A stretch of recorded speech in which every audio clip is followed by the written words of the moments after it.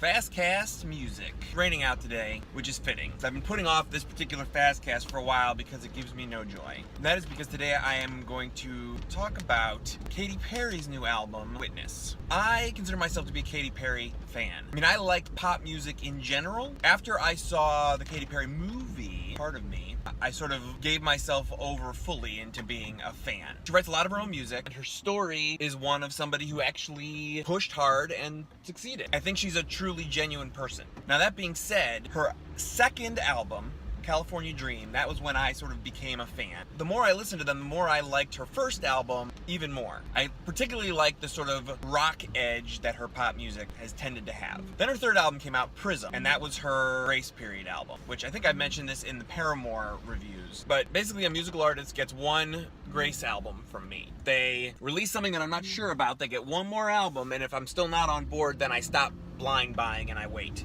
And given that Prism was basically that album, and I didn't love a lot of it. Some of it was pretty good, but the problem was it didn't feel cohesive to me. You know, California Dream felt like a singular piece of work that was all of a piece, whereas Prism was kind of all over the map. Now, that being said, there were still some pretty great songs on it, which brings us to Witness. Unfortunately, this album is not good, and it's not because she's changing the style that she's going for. This album is really leaning into sort of like the 90s house pop, dance pop. And I would hope that my review of the Paramore album would show that just because a band or a group or an artist decides to sort of experiment with styles, that doesn't necessarily mean that I'm not going to like it. The Paramore album is way poppier than anything they've done before, and I actually pretty much dig it. The first single from this album that was released was called Chained to the Rhythm, and it was alright. If the whole album was going to be kind of like that, I was like, it's not too bad. But everything since then, I've been not excited about. Swish Swish is the most recent one that came out with a video, which is just, ugh.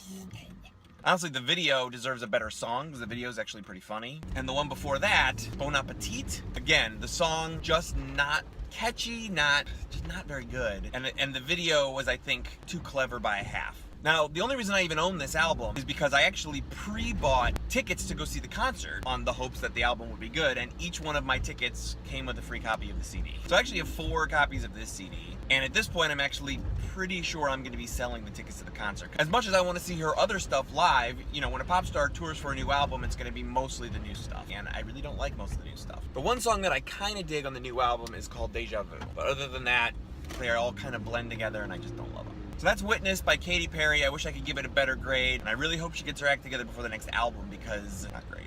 FastCast music, see ya!